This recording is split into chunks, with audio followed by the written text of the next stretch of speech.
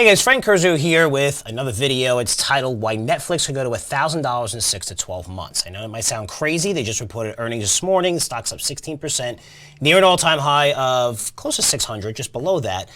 But when you look at the numbers, and what we're going to do today is comp analysis, where you compare Netflix to competitors, you're going to see why these guys are the king and why the stock's going to go a lot higher. Now, let's break it down.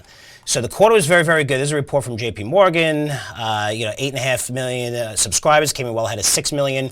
We believe, Q4 churn improved quarter-over-quarter, year-over-year, despite modest impact from U.S. price increases. What does that mean? It means that they have pricing power, right? It means you're seeing less people cancel their service as they increase prices, which is very rare, right? You don't see that often where, if you want to add tons of new subscribers, usually you have to discount. That is amazing, okay? That's one of the biggest reasons why the stock's going up. Now, operating margins, right? Margins are going higher, which is incredible, right? You're adding subscribers, margins are going higher. We expect 17 to 18 billion of cash content spend in 2021. 17 billion, 18 billion. Let's put that in perspective.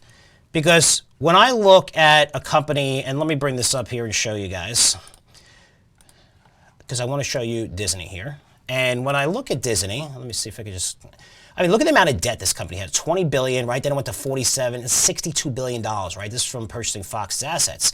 This is the capital summary, right? So this is just a summary and a breakdown.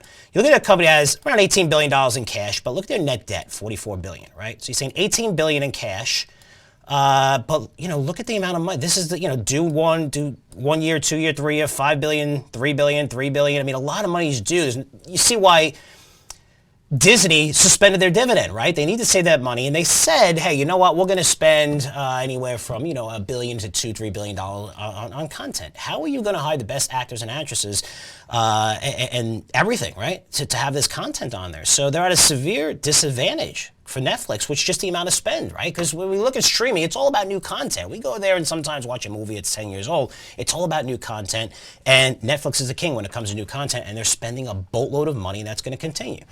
If you're looking really quick, just want to show you something with Walt Disney, because how you look at debt is you should look at one of the biggest things here is when you look at right here, total debt to EBITDA, right? 5.6 times. Nobody talks about this, right? Nobody talks about that. But let me show you something, because a lot of people talk about AT&T and say, this company has so much debt, the most debt ever, they're going to go out of business. Look at their total debt to EBITDA. It's 3x, right? If you're looking at Disney, it's double that, right? This is a company that's not going to generate earnings that they generated pre-COVID for another 3-4 years. All their business operations are basically, shut down due to COVID or significantly constrained due to COVID. And again, I'm not telling you to short Disney because I lost money shorting Disney, but it's interesting when you do a comparison back and forth with where Disney is, because they're getting a highly capital-intensive business, yet they're trying not to spend that much money for content, which is not going to work. So that brings us back to Netflix, and let's break it down a little bit more. A couple more positives here.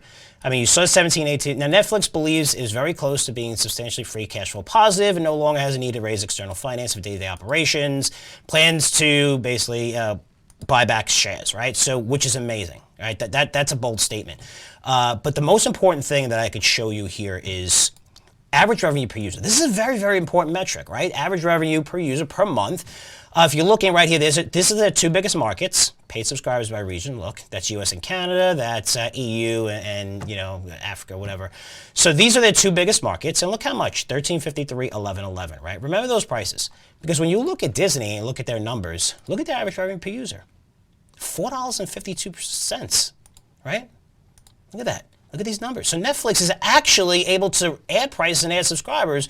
Well, Walt Disney, the reason why it's low is because they're giving their service away to 30 to 40 to 50 million Verizon subscribers for free forever. It's forever. It's not 1 year. It's forever. I know. I just signed up to Verizon. They said you have it forever. So 452, but when you look into the details, and this is Disney's last quarter, right? They're going to report soon. You're looking at 10 million ads, right? Everyone went crazy. They added so many subscribers. Most of their subscribers, Disney plus Hotstar. That's their international division. Why is that a big deal? $1.62 they're paying for it. They're giving their service away for nothing, right? So when you do the comparisons with Netflix, they're going to spend more money. They're going to have greater content. They have more pricing power. Disney, listen, they have a model that I didn't think would work. They're like, just grow subscribers. That's all anyone wants to see. No one cares about money these days. That's fine, the fundamentals. If Netflix adopts that same methodology, They could easily sign a deal with HBO Max and they have 100 million subscribers to AT&T, or just add free subscribers or give it away for $1.60, and next thing you know, it goes from 200 to 300 million subscribers within 6-7 months. I mean, this stock could absolutely explode. They're in the driver's seat. They have the best content. Their margins are going higher. They're buying back stock. They don't need to raise money. They're spending the most on content. I mean, there's a lot of positives here that I see. This stock is definitely going to go a lot higher, especially when I compare it to Disney and what they're doing. You can find all this stuff on our YouTube channel. Be sure to subscribe, Curzio Research YouTube. Again, I'm doing daily content now, videos, fun, our podcasts, interviews, everything. Be sure to subscribe and make sure you like it. Again, thank you so much for all the support. We're really growing our audience through the video channels, and it's a lot of fun right now. So questions or comments, feel free to email me at frankcurzioresearch.com. And as always, I'll report back to you guys soon. Take care.